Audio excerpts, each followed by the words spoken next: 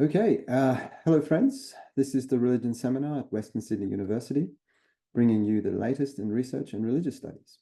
I'm Milad Milani, and I'm coming to you from Darug Land. My guest speaker today is Rev Dr Mel Macarthur, an ordained minister of the Uniting Church in Australia, and someone who has made human-powered pilgrimages to Jerusalem, the Camino Francis to Santiago de Compostela twice, St. Olav's Way to Nidaros Cathedral in Norway, and the Larrampinta Trail to Mount Sonda, Central Australia. Mel holds doctorates from the University of Sydney, Sydney College of Divinity, and Western Sydney University. Today, Mel will be talking to us about developing an Australian long-distance pilgrimage route, an Australian pilgrimage, clergyman, social worker, and remote area walker reflects on the Larrampinta Trail, West Macdonald National Park in Central Australia. Mel, it's an honour to have you with us today. Thank you so much for making the time. Pleasure.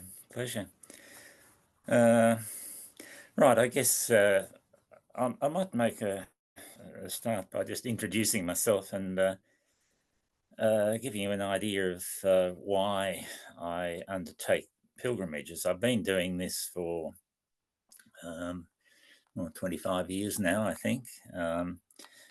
Ever since I completed my ordinand studies at the United Theological College of the Uniting Church. During that time, I did a unit of church studies, and it was associated with, I guess, the spread of monasteries and so on throughout Europe. Something that didn't interest me greatly, but anyhow, had to do it. But one of the things that was mentioned in passing was pilgrimage, and this caught my attention because I guess a lot of my life has been dominated by distance. I've done a lot of long distance running, and distance in a metaphoric sense is something I've done a lot of. I've accepted challenges like the challenges of PhDs and things like that in my academic studies, and also a lot of walking in difficult areas in the southwest wilderness of Tasmania. So distance has been something that has really been very prominent in my life, the challenges that distance throws up. And of course, pilgrimage has usually been done over long distances, particularly the pilgrimages that are associated with Christian antiquity. And so I decided at the end of my studies and the end of 5 years of working in a hospice and a hospital for the church, I decided to undertake a pilgrimage. I was quite fascinated by the early pilgrims who went to Jerusalem. And so I decided I'd emulate that and take off and do a pilgrimage to Jerusalem. I was very naive with it all, but anyhow, that's what I decided to do. So I packed up my bicycle, shipped it off to Dublin, and over the next 8 months or something, cycled to Jerusalem, which is 13,000 kilometers or something. It took a long time anyway, very long bike ride. But anyhow, I became really quite addicted to doing these long pilgrimages. And I think that's been one of the best decisions I ever made, because it really in a lot of ways influenced much of what I did in my life from there on.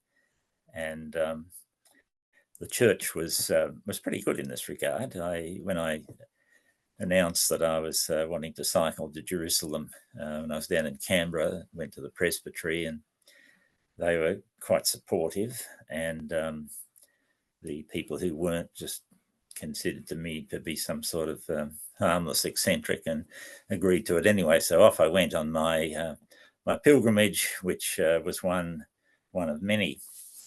And I also, when I came back from that, I did a conventional PhD at University of Sydney, and it was it was a soul-destroying experience, really. But anyhow, I got through it and vowed from there on that I'd get my creativity back, which I did. I went off to Macquarie and did a writing program, and I wrote up an account of the journey I made to Jerusalem.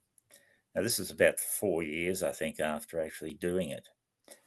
But it forced me, the pilgrimage forced me into being a very reflective person. And when I arrived in Jerusalem from that long journey, I tried to write up the account of it, which was a foolish thing to do, really, in a lot of ways, because I was just too close to the experience. The experience was too large, and it took me a long while to try and integrate those experiences into my life. And I, at the end of the period, that 4-year period of doing that PhD and the work at Macquarie, wrote an account of the Jerusalem journey, which was a very different thing than what I was going to write when I arrived there. And I simply entitled it Voices on the Pilgrim Way. And the account that I wrote had not a lot to do with the terrain and the areas I was going through, but much more to do with the impromptu type of relationships I developed as I went through on the pilgrimage. And this is through Europe and Asia Minor, the Middle East, and so on. And I really fully understood when I did that program what that experience had actually meant to me. So that was my introduction into pilgrimage. But after that, I decided to do other ones, because the one that I did was just so beneficial, so life-shaping, that the decision to do more was almost a foregone conclusion. And I ventured out on other pilgrimages from there, but this time I decided to do them by foot. And since that time, I've written some accounts of pilgrimages I've done, and the one through Larapinta is one that I want to do, very, very much so. And the actual thoughts about that have been generated from a meeting I had after I'd walked St. Olave's Way in Norway, another very old pilgrim route in Norway, following the path of pilgrims who went from Oslo to Trondheim, where the Nidaros Cathedral is. But at the end of this journey, I met a Lutheran minister, Lutheran priest, who had completed the walk a couple of days before I had arrived there, and we started sharing experiences. And he made the comment I'd come a long way to do this pilgrimage. Well, yes, I had, but he asked me if we had any long-distance pilgrimages in Australia. And I didn't know of any. There were some smaller ones that were set up, and they are basically small. They're denominational. They happen on an irregular sort of basis, and I hadn't been interested in them because I'm very interested in the longer walks and the longer time you have to process the experiences that you have on those walks. But he then made the comment as a kind of rejoinder to his initial one about whether there were long-distance pilgrimages in Australia, by saying, "Oh, I imagined not anyway, because you don't have a tradition behind you." And I thought, well, to a degree, that's true if you're talking about a Christian tradition, but of course we have an indigenous tradition that goes back for millennia. And I then began to think about long distance pilgrimages in Australia. Would there be any areas that we could think about having a long distance pilgrimage in? And then I began to think about some ideas that had come up from a book I read by Alex Norman, who did a pilgrimage and wrote an account of it in about 2012 or something, of his journey over the Camino. And I began to think, well, if some pilgrimage were to be established in Australia, we might be able to learn some things from an established pilgrimage. And of course, the obvious one there is the Camino, which has been around for quite some time. And I began to think about any similarities between the Camino and ideas I had for a long distance pilgrimage in Australia. And there are two areas that come to mind. The first one was the Larapinta Trail, which goes through a very ancient area, geological area, and is a spectacular place. And hence I've been back there 4 times now to do this walk, so I'm very familiar with it. And I thought, well, having this familiarity, let's have a think about what similarities there might be between the Larapinta Trail and the Camino. At first sight, it might seem that this is like comparing oranges and apples, because the Camino is a very easy, comfortable walk, although a lot of people don't find it that way, mainly because they're not trained for it, and they succumb to blisters and other injuries and so on. A very unwise decision to walk it if you're going in that kind of condition. But the Larapinta Trail, on the other hand, is very steep, very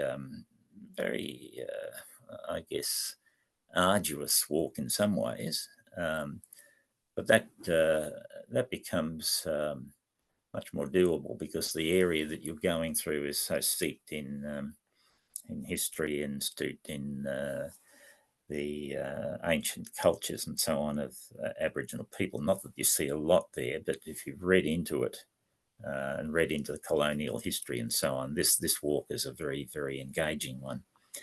But the infrastructure is very minimal, to say the least, and you're basically only guaranteed water, which is pretty important when you're going through a desert.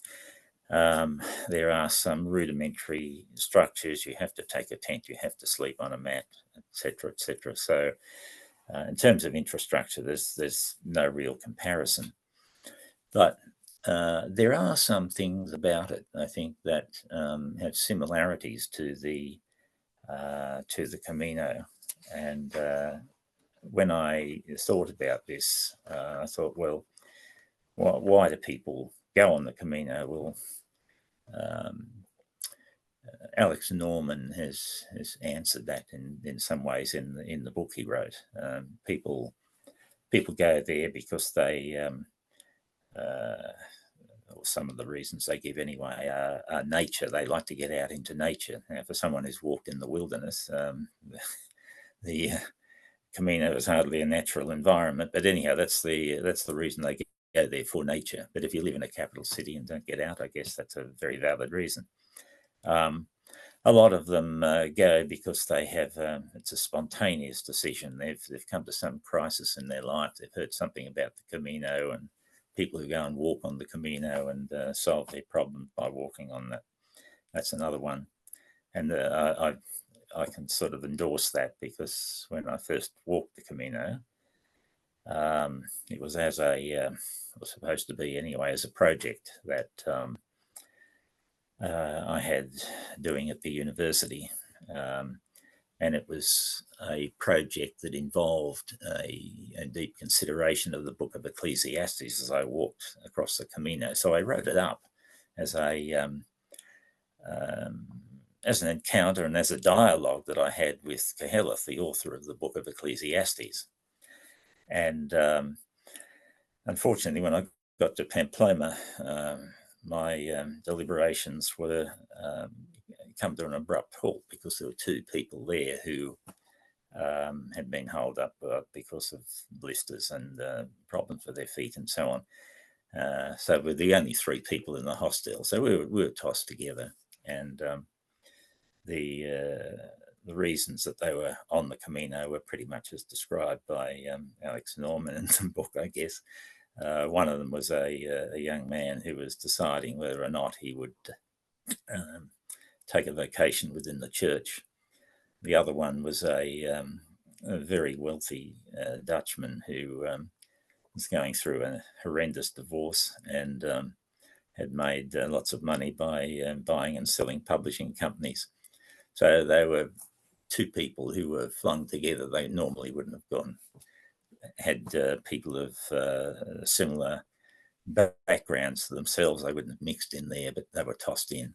So anyhow, they got talking to me, and I told them I'd done a lot of walking in remote areas. And so they figured that if they hung along with me, then they'd end up in Santiago, which they did. But for the next 3 weeks or 3.5 weeks, I walked with them. So my research went out the door. But and I had to come back the following year to do it. But it was a great experience, and I in some ways should have recognised that something like that's going to happen anyway because of what had happened on my my long journey to Jerusalem on the bicycle. So, you know, people go there for reasons of personal crisis. They go there for reasons of getting out into nature as they perceive it. They go there for healing. Quite a few of them. You find people on the Camino who have all sorts of illnesses and ailments and so on, who go there expecting something can happen. They're not too sure what. But it's also something where people gain some identity from being there as a pilgrim. There's lots of talk on the Camino about what is a true pilgrim. Well, when you look at the populations of people who did the Camino originally, they were very poor. They were people who were serfs who worked on large landowners' properties and so on. When they couldn't produce surplus value, then they were no use and they were let go. And a lot of them went on the Camino. It was Christendom at that time, and people were going on the Camino as a response to their religious persuasions, and also it was adventurous, I guess, for them, for people who'd never done something like that, been in villages all their life. So the Camino was quite a religious undertaking as well as quite an exciting undertaking. Well, the people who go on the Camino now are very different. I mean, they're usually people who have expendable income. They go in comfort and style, and it's a very recreational thing in a lot of ways. But other people have a more serious attitude to it. So, looking at that population who walk the Camino now, and I've had quite a bit to do with the Friends of the Camino up here in the Blue Mountains. None of them would venture out on the Larapinta Trail. I mean, they wouldn't get past the first day. So you're not looking at a group of people who would walk the Camino, who would undertake a walk of the Larapinta Trail. But in other ways, I think the Larapinta Trail offers the possibilities of a very deep and spiritual encounter with this area around them, which is stunning, and in a very Spartan way, it's majestic, and there's the opportunity there to deeply contemplate, and that's the group of people I'd be looking at in the establishment of a long distance walking track in Australia. I'd choose the Camino probably above the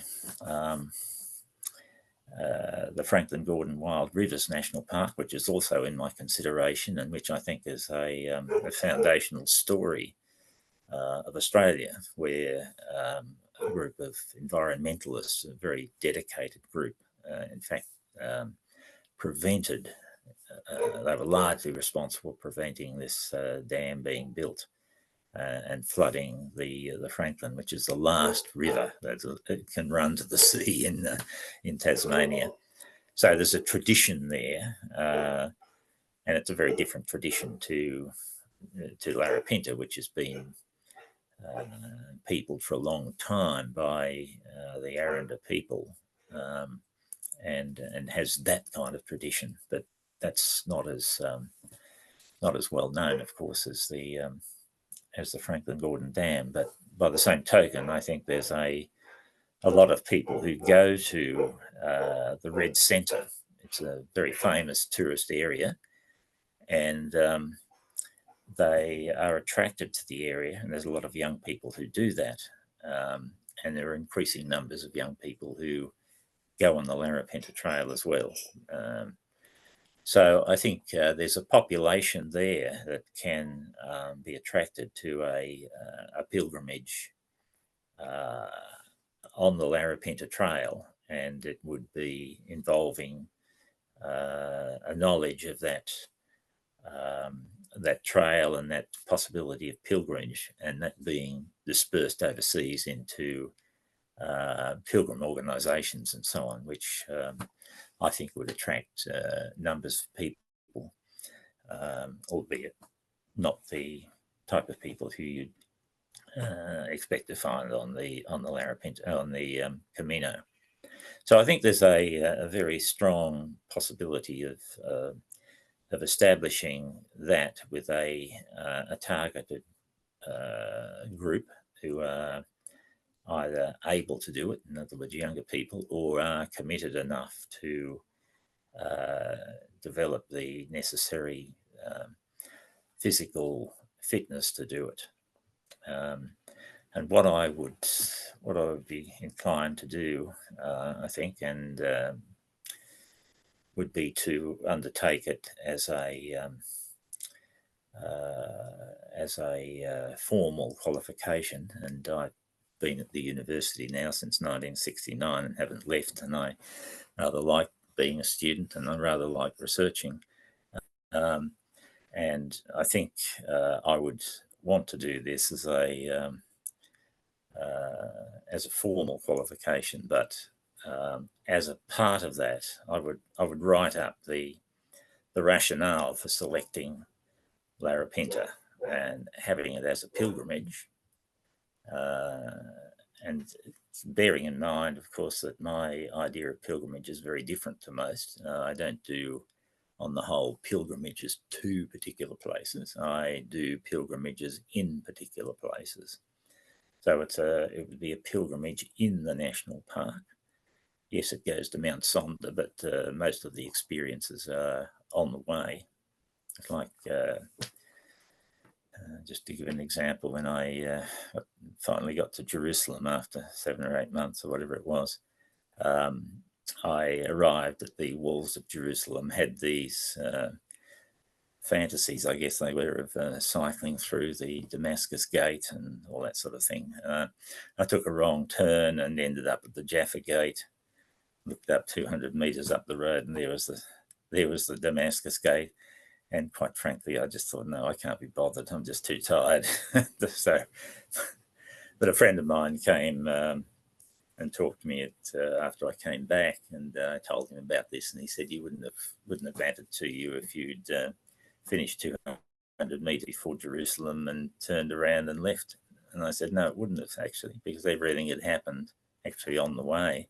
And that's the kind of way that I look at pilgrimage. It's the happenings, some planned, most unexpected, that actually transpire on the way. And I think with Larapinta, it's very much like that as well. I mean, being immersed in that ancient land, being a situation where you have left everything you've known that's familiar to you behind, and you're just focused on this area. I think all sorts of things can happen, and Larapinta is very much like that. So many things happen, but I would want to write a guide, particularly for pilgrims who are undertaking this particular journey. There's a lot of quite a few guides out there, and the guides are really looking at the geology of the place, the flora and fauna, and so on, which is all very interesting. And they also have information about the risks of going into these areas and safety and a whole lot of things like that. And that's all fine, and I think should be read. But I would want to look at something that would get the pilgrim to look inwardly, and I would have a series of reflections at certain points along the Larapinta Trail that the pilgrim would think about, write about, and basically things that would get them to consider important questions. You know, just as an example of that, of a reflection point, when you walk into the Larapinta Trail out of Alice Springs, you reach a place called the Euro Ridge, which is a high point, and from that ridge you have a tremendous view around. But on this recent walk I did, I had two friends who come with me, and when we got onto this ridge, I asked them to turn and look backwards, and you can see tiny little buildings of Alice Springs in the background. And I asked them to sit down and think about what you've left behind.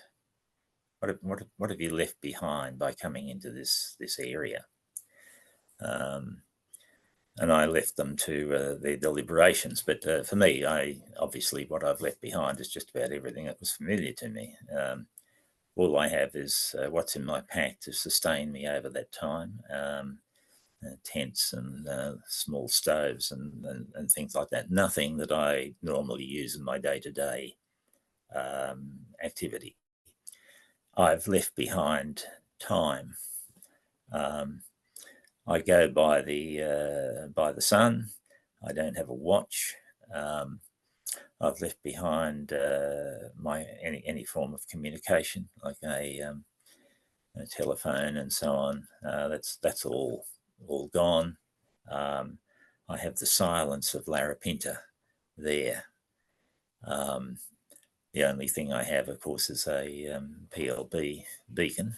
If I fall down and break my leg or something, as I have done in the Western Isles, doesn't have to be helicoptered out. At least I can reach somewhere that can extract me.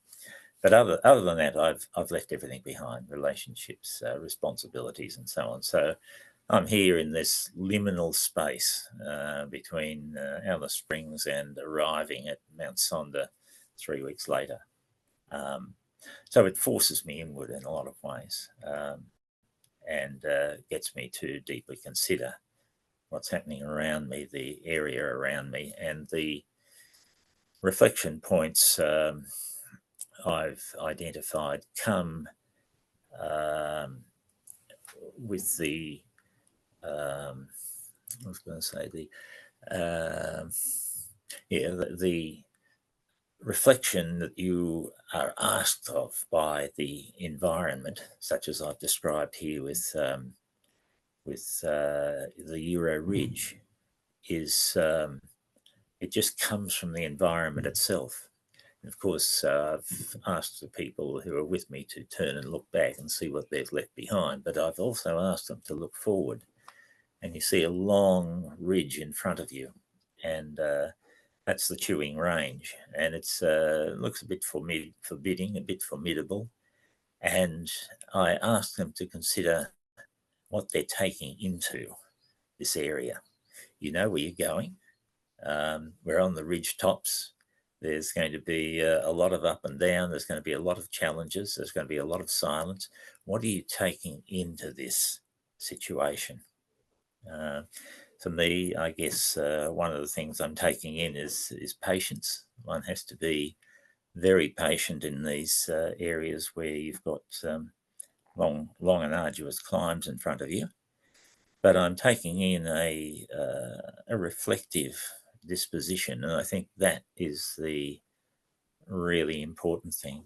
I'm taking in the capacity to reflect deeply on the environment I'm in and whatever is thrown up by that environment. So there are a number of places like that along the way that I've identified, a lot of them with spatial metaphors, before, behind in this particular case, but there are other ones. There are about half a dozen of them. And I would build into this guide about 3 days of rest and reflection and writing. And I think people going on the Larapinta Trail and walking it as a pilgrimage are going to get a very good opportunity along the way to have these guided reflections, and I would put that in as a guide. And one of the things I would want from that publication, or I'd hope from that publication, is that the people in say theological colleges and so on, seminaries and whatnot, and perhaps even in the universities, secular universities, could take this publication on and use it as a guide for walking across the Larapinta Trail. The other important thing I think about the Camino that we could learn from in considering Larapinta as a pilgrimage is that this is the Camino is a very multi-faith type or no faith type of walk, with the reflection points that I'm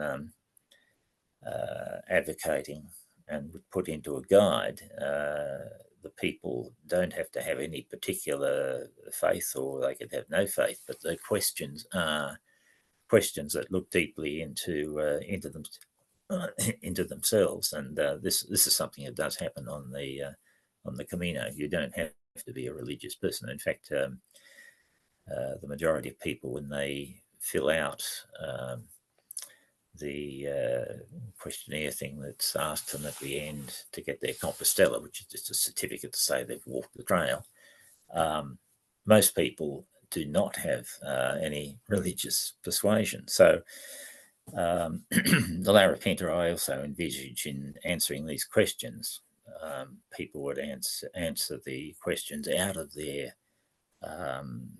particular faith, or out of their philosophy, or whatever it is that are the guiding principles for their life. And there's a chance to evaluate how valuable they are. In other words, there's a chance there for change to happen or consolidation to happen. So it's not something that's it's tied to any kind of religious position. And the Camino, while it's initially come from the Christian Church, the Catholic Church, and so on, has become pretty much a multi-faith or no faith exercise. So that would be what I'd be doing. I'd be looking at doing something that is something that's within the academy. I don't want to leave that. I've been there for too long, and I get something out of that. It's an identity, and I like being a student. So that is an identity that I get from my my participation in the university and keeping that going. So I think I'd also like to write this guide. It would be a very different guide. The initial guide that came from Camino was the Codex Calixtinus, a document that was written by, it seems, a French priest, and people get a chance to read it. It's a great piece of work. It's also a very judgmental piece of work, and terrible. It's almost slanderous, really, but it does provide the first guide. Well, as a guide, I think I would be doing exactly the opposite. But anyhow, I would write something that would encourage people to think deeply about their own attitudes to life, their own faith, their own philosophy, and so on. So the questions are fairly generic ones that can be answered out of any kind of particular perspective people have. So that's something I'm thinking about. One of the issues here, of course, would be to where to house it. It's a study which I think I flagged in the title. It's coming from the perspective of an ordained clergyman. It's also coming from the perspective of a burnt-out social worker. It's come from the perspective of a remote area walker and the perspective of a pilgrim. So you're going to get a mixture in this this whole rationale for establishing a long-distance pilgrimage in Australia, which it's multidisciplinary, and it's drawing on 50 years in the academy. The academy's done some good things for me, besides providing me with a soul-destroying experience first off, but I've reacted to that and got around it. And I think with a walk across the Camino, walk across the Larapinta Trail, I think it could be a very engaging experience and a very Australian experience. And there's also the opportunity there for people to reflect on the history of this area. And I think that's a very important thing. It could also, I guess, it could appeal to people who've had a colonial background in their own countries. Maybe not as sordid as the one we have, I don't know. But anyhow, it could appeal to people from that kind of perspective to come into a country and not just appreciate the aesthetics of it, but to look deeply at the history of it and understand the processes that have happened in that country, and have the time to take that in and deliberate on it. So it's something that for me has been brewing around for quite some time, since 2012, I think it was, or 2013, when I walked the St. Olave's Way and had this engagement with the Lutheran clergyman. And that's acted as a provocateur, really. He acted as a provocateur to get me to think about my own situation, the country here, and what are the things here that can promote a thinking about our country, a thinking about spirituality and so on. To me, that's pilgrimage, or one of the things, pilgrimage. And what do I do about it? We don't have a long distance pilgrimage route here. So my thought was, well, if we don't have one, I'll create one, and that's what I've been thinking of doing over this period. It should have, I suppose, it should have happened in 2012, but it didn't. I started. I had another pilgrimage, but that was the one where I was thinking about Ecclesiastes. I walked the Camino, and then Hart Cohen gave me Journey to Horseshoe Bend to read, so I've got another PhD out of that one. But now I think it's time to stop and say, right, I want to do this. It's been there for a while. I need. There may be some difficulties in that, because what I want to do in this particular one that I'm planning is to illustrate it. So I would have to convince the bureaucracy or wherever, if it's Western Sydney or whatever, to allow me to do the units in art history at the University of Sydney, so I can get a feeling for artistic representation, but and I can do some practical work, which a friend of mine teaches in drawing, and so I can actually present the whole thing.